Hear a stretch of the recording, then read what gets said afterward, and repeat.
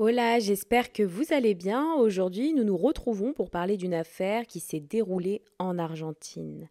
La terrible affaire de Matías Cuelos.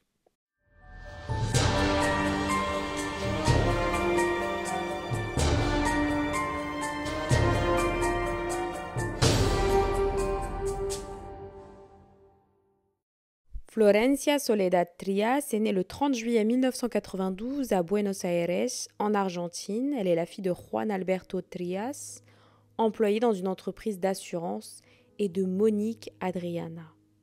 La relation qu'entretenait Florencia avec son père n'était pas très bonne. Ils se disputaient souvent et cela s'est aggravé lorsqu'elle est entrée dans l'adolescence. À l'âge de 17 ans, elle a fait la rencontre d'un jeune homme se nommant Lucas Matías Cuelos, qui avait 22 ans. Il était employé en tant que salarié dans une boulangerie. Matías avait une grande famille composée de 4 frères et une sœur et ses parents, Rosa et Luis Coelho. Son père était directeur d'école et il avait également été maçon. Matías a étudié au sein d'une école catholique, il est allé jusqu'à l'université, mais il a finalement dû abandonner ses études fin 2009 pour des raisons économiques. Florencia et Matías se sont connus durant une fête, ils ont vécu une relation très intense, ils étaient éperdument amoureux, mais elle pouvait être aussi très explosive. 3 mois après le début de leur relation, en milieu d'année 2010, le couple a décidé d'emménager dans la maison des parents de Matías, pour pouvoir avoir leur chambre et un peu plus d'indépendance.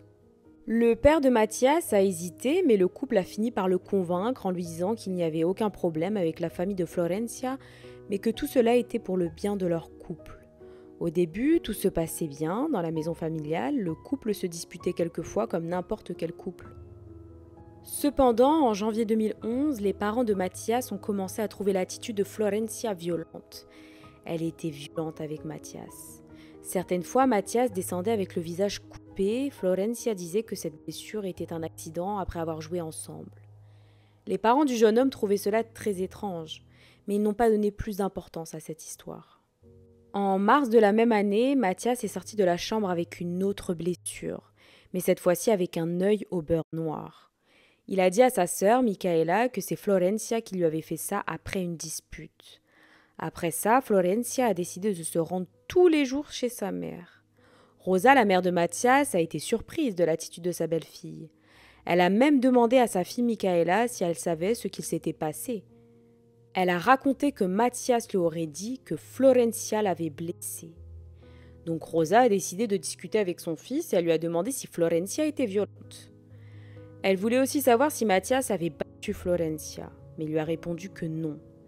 Quelques jours plus tard, en avril 2011, sans aucun motif, Florencia a décidé de quitter définitivement la maison familiale de Matías. Mais quelques jours après, elle a appris qu'elle était enceinte de 3 mois et Matías, en apprenant la nouvelle, a décidé d'emménager avec elle. À l'époque, Matías avait 24 ans et Florencia 19 ans. Ils envisageaient de vivre ensemble depuis quelque temps.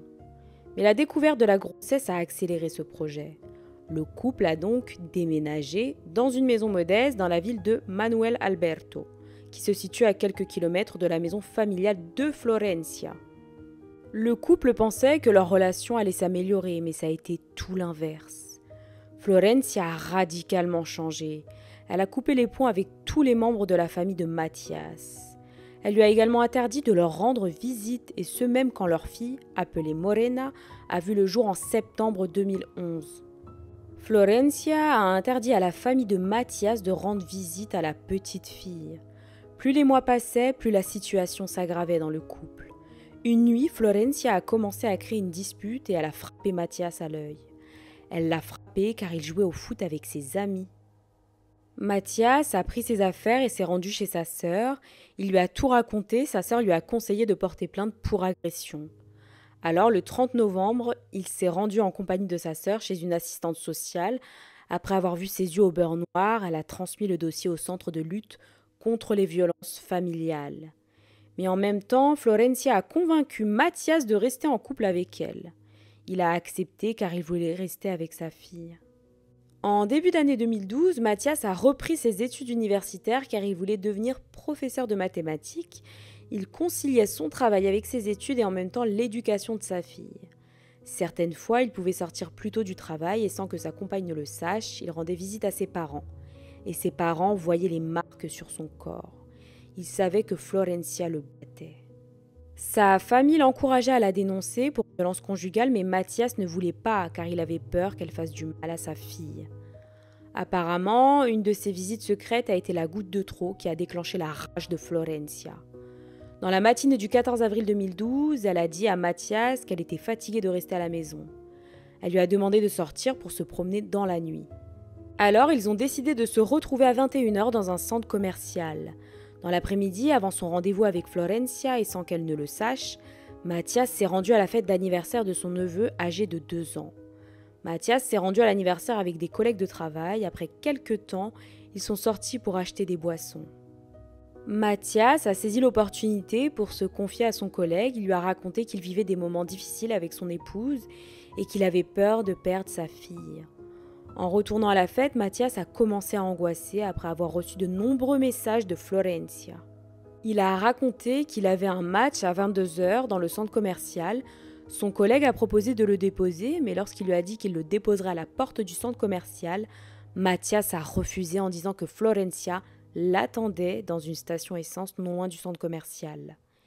Il ne voulait pas être vu par Florencia, il avait peur en fait. Dans la matinée du 15 avril, le sommeil des voisins a été interrompu par les cris du jeune couple.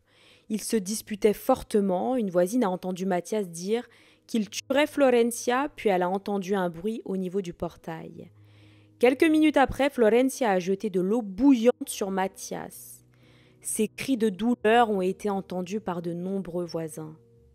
Une grande partie de son corps a été brûlée. Florencia avait de petites brûlures sur les mains. Ensuite, Florencia a couru chez sa mère, puis Mathias a couru derrière avec sa fille dans les bras. Mathias a donné sa fille à sa belle-mère, puis il est retourné dans la maison avec Florencia. Mais la suite des faits n'a pas été détaillée. Les parents de Mathias ont été mis au courant que leur fils a été hospitalisé. Ils se sont rendus immédiatement à l'hôpital. Le père de Florencia a raconté que le couple s'était disputé sans le vouloir, Mathias s'est brûlé. Mais il a dit qu'il n'en savait pas plus. À ce moment, la mère de Mathias savait que la situation était bien plus grave. En attendant le retour des médecins, elle a contacté la mère de Florencia. Elle lui a raconté qu'elle ne savait pas exactement ce qu'il s'était passé. Elle a juste dit qu'il lui avait ramené la petite pour qu'elle la garde. Elle a donc proposé de ramener la petite à l'hôpital pour que les parents de Mathias puissent faire sa connaissance. Après quelque temps, un des médecins a informé la famille que Mathias était brûlé à 40%. De la taille jusqu'à son visage. Sa mère est entrée dans sa chambre d'hôpital pour le voir, elle ne l'a pas reconnu. À cause de la gravité des lésions et le fait que l'hôpital n'avait pas le matériel nécessaire pour ce genre de traitement. Mathias a été transféré dans un hôpital privé, il est resté conscient durant quelques heures, mais les jours suivants, il a été soumis à diverses interventions chirurgicales pour retirer tous les tissus nécrosés pour éviter une infection.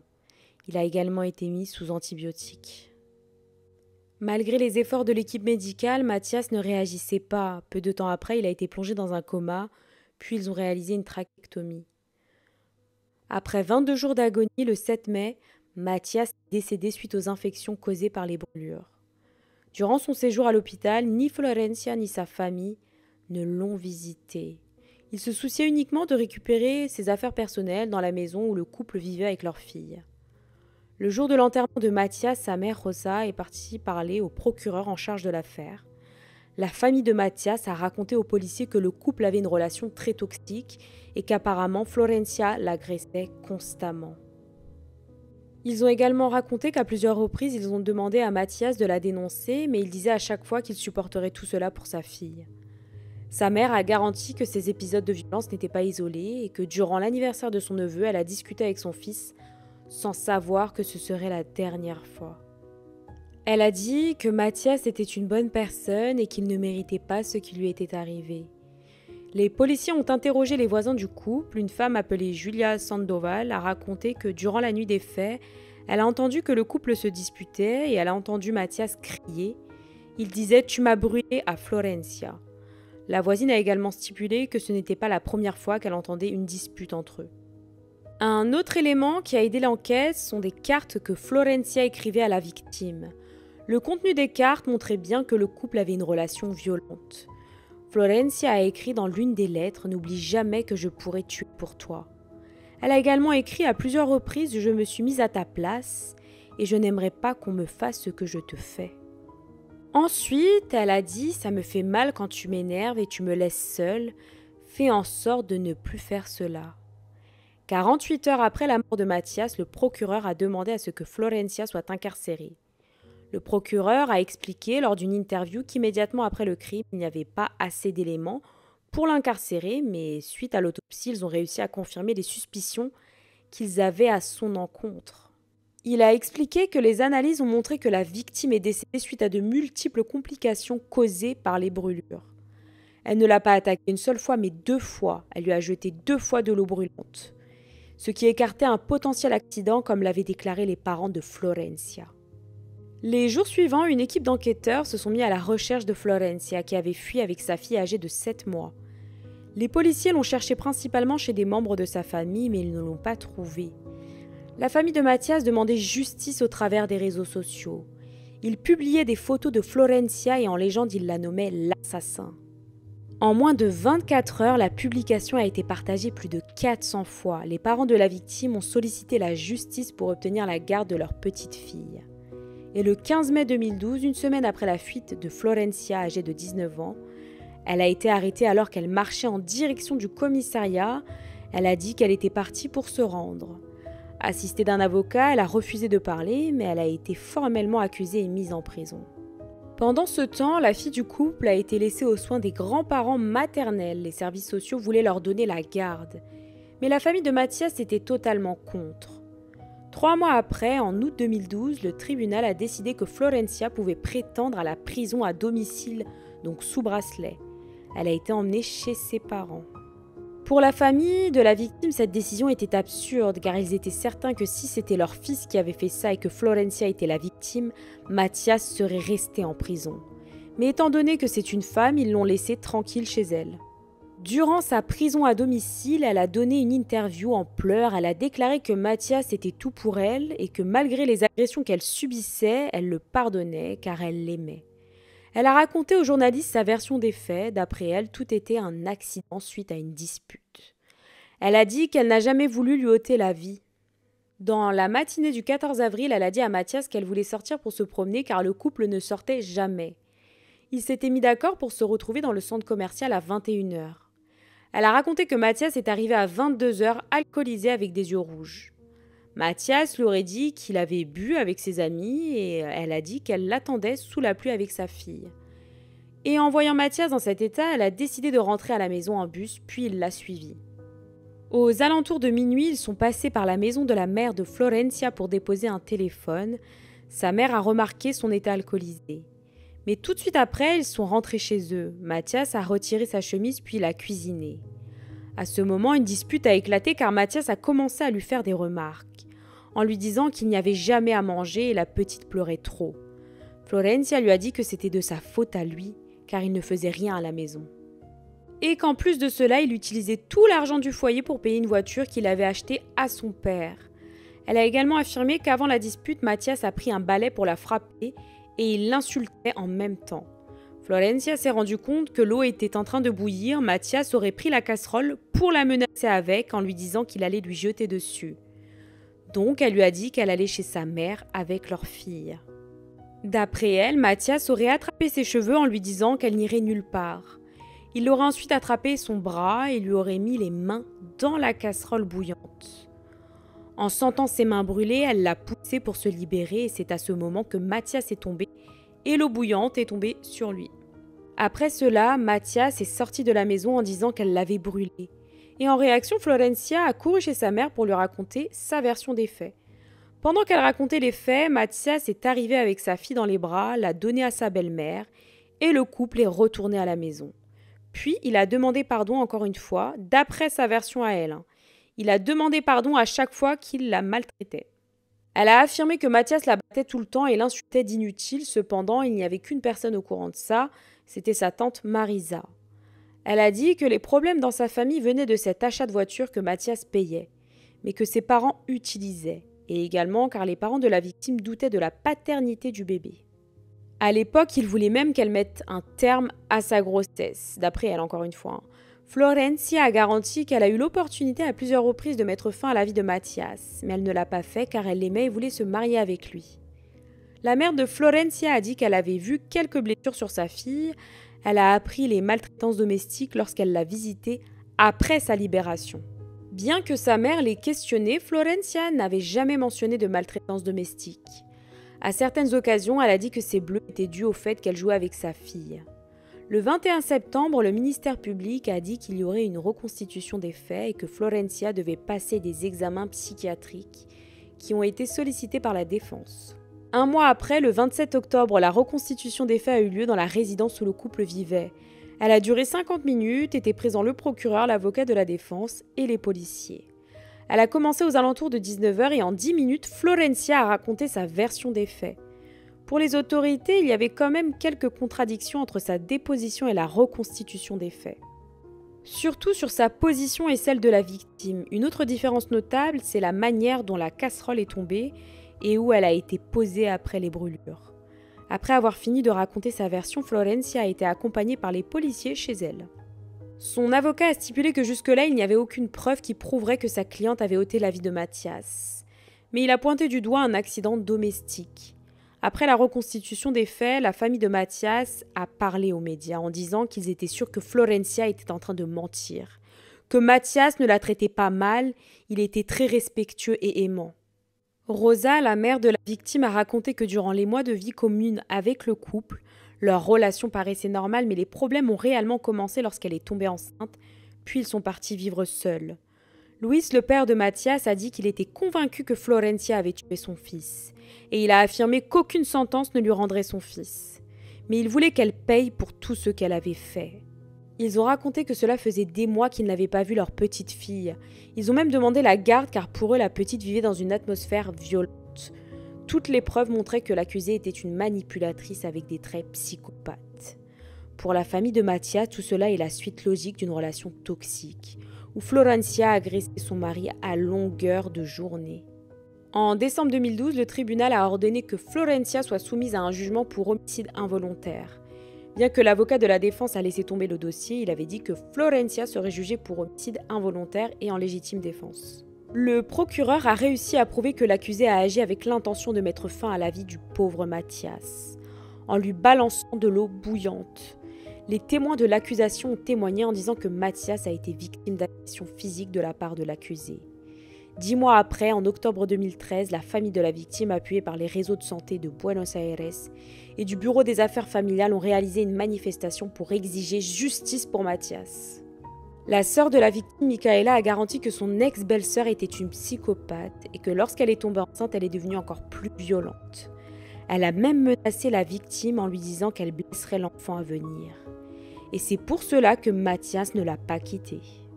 Le jugement de Florencia a commencé le 15 octobre 2013.